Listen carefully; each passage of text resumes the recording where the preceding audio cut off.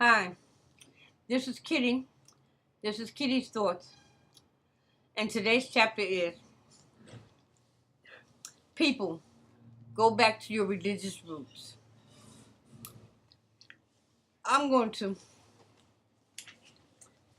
use as an example the Christian religion as my example of needing to go back to religious roots. Now, I'm not a Christian myself, but I believe in worship God in another religion. I believe that all religions are valid if they have a story of creation and a land where they were created from and could trace the inhabitants of that land from the beginning of recorded time. Not that it's not valid because it's not my religion. No, I don't believe that. I believe that God, in his many different ways, in his many different aspects of himself, has different ways of making people and having them worship him, so that to show his different ways of himself, his different aspects of himself. There's different forms of worship of him, but they're all valid if he created you in your land and put you there, and you were the first people there. Eventually, over centuries and eons of time, the people would travel to other lands. They would get, evolve into further travel and come to other lands where other people were, that they had their own story of creation in their own land.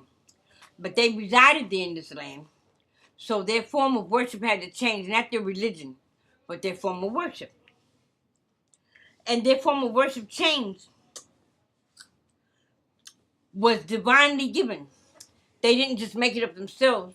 They had a knowledge of what the foundation, their foundation religion, and the way they did once worship, and the way they worship now was divinely given to them, for them to worship that now that way.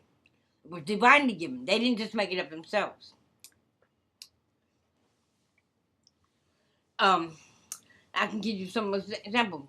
The Christians from the Jews, the Yoruba from the Lukumi from the Yoruba, and the Voodoo from the Voodoo. Those are just a few examples.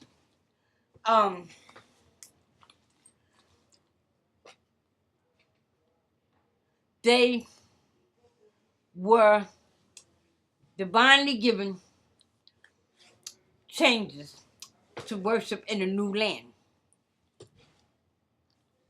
Now,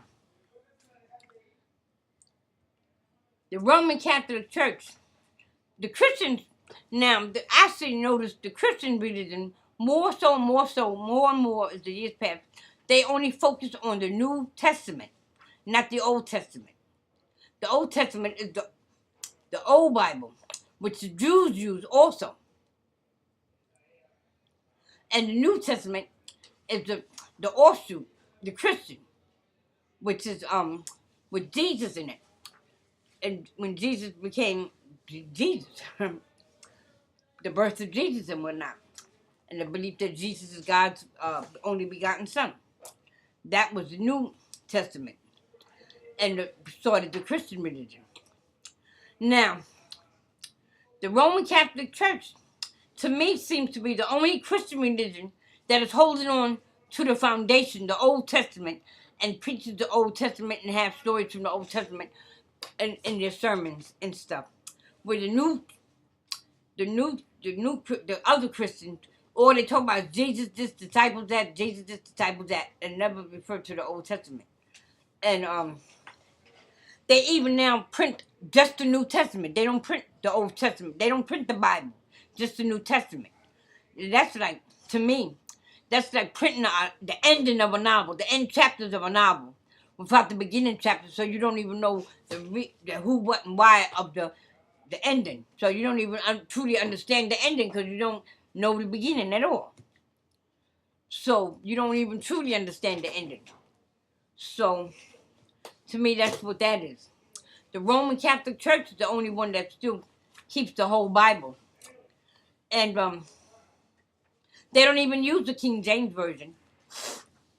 I've heard rumors that because King James, when he had all the books translated, he cut out the eyes and tongue of the scholars who translated the Bibles into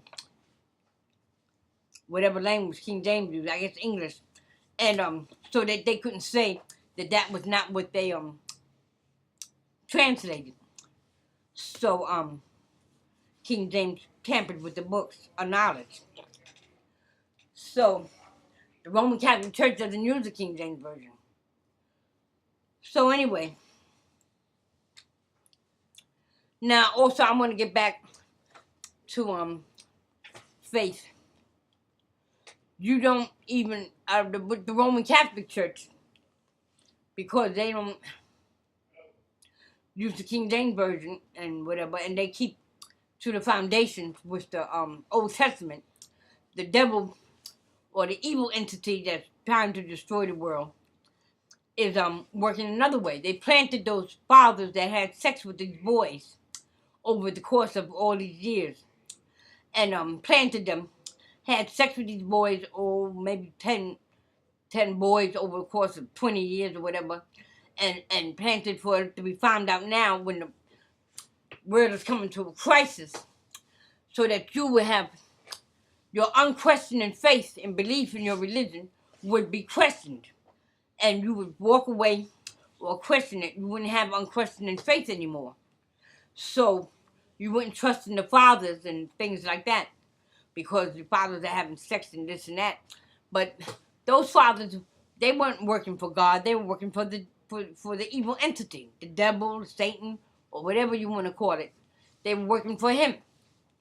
So you should be more strong in your religion and in your faith, and weed out and know in your heart that your religion is a good religion, a godly religion, and worship it more heartily.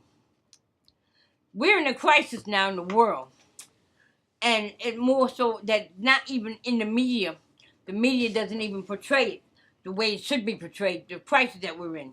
You should see this documentary called The 11th Hour. It's a Leonardo DiCaprio documentary.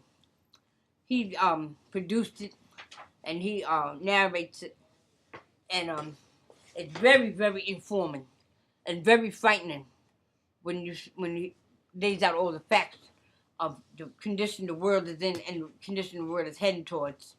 We're in a crisis form right now. So that's something I want you to look at if you can. Get the 11th Hour, rent it, buy it. The 11th Hour, that's what it's called. And please pray to God. Get back to to the roots of your religion. You Christians, go back to your to the Old Testament. Get stories from the Old Testament. Stop printing the New Testament all by itself, and print the whole Bible. Whether it's the King James or whatever version you want to print, just print the whole Bible, not just the New Testament, because that's a blasphemy even in itself. To break a book of knowledge into cut it in half, to say this is all the knowledge that I'm going to give to you. Okay? And this is Kitty's Thoughts. Give me your comments. I'm glad to hear them.